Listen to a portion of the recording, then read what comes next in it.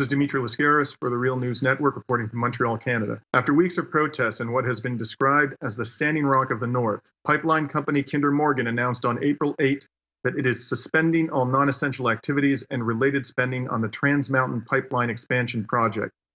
Kinder Morgan also announced that, quote, under current circumstances, specifically including the continued actions in opposition to the project by the province of British Columbia, it will not commit additional shareholder resources to the project.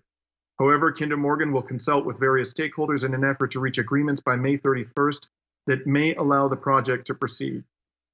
As we have previously reported the Real News, the $7.4 billion Trans Mountain Pipeline project is designed to increase dramatically the capacity of an existing pipeline system to transport bitumen from Canada's tar sands in northern Alberta to the west coast of Canada, where it is planned to be exported by tankers to Asian markets.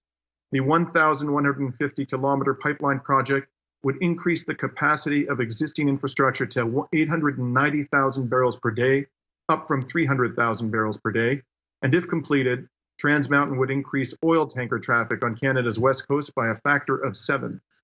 Those who have been arrested for peacefully protesting the Trans Mountain Pipeline expansion include Romilly Kavanagh, an environmental engineer educated at Harvard who once worked for Kinder Morgan.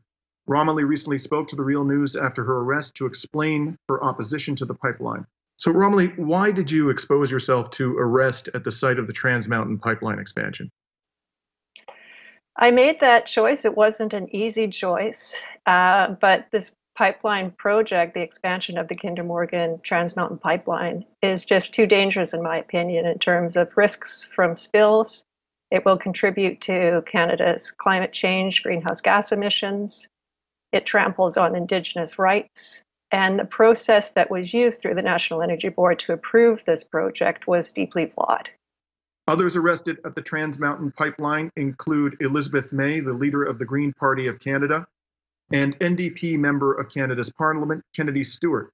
A British Columbia judge just recommended that May and Stewart be prosecuted criminally for their act of conscience against Trans Mountain.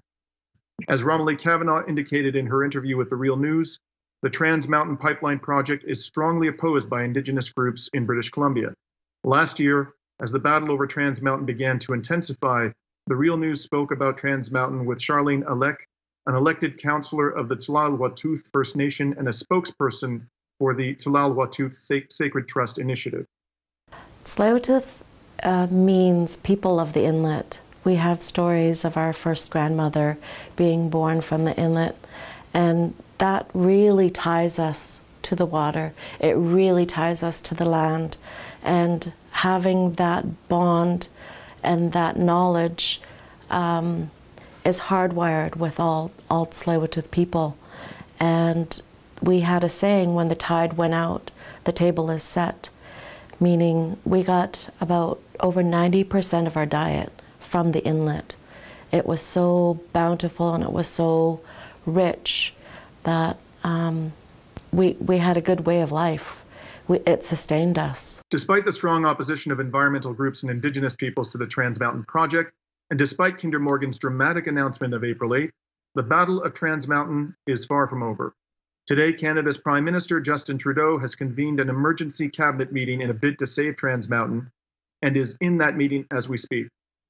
Trudeau is fighting to save this tar sands pipeline despite his stated commitment to the Paris Climate Accord, a contradiction that has caused leading environmentalists like David Suzuki to brand Trudeau as a liar. Meanwhile, in the province of Alberta, home to Canada's tar sands industry, the government of NDP Premier Rachel Notley is ratcheting up the rhetoric against the neighboring province of British Columbia, whose own NDP government has vowed to stop Trans Mountain. Notley has just stated publicly that the standoff between Alberta and British Columbia may provoke a constitutional crisis.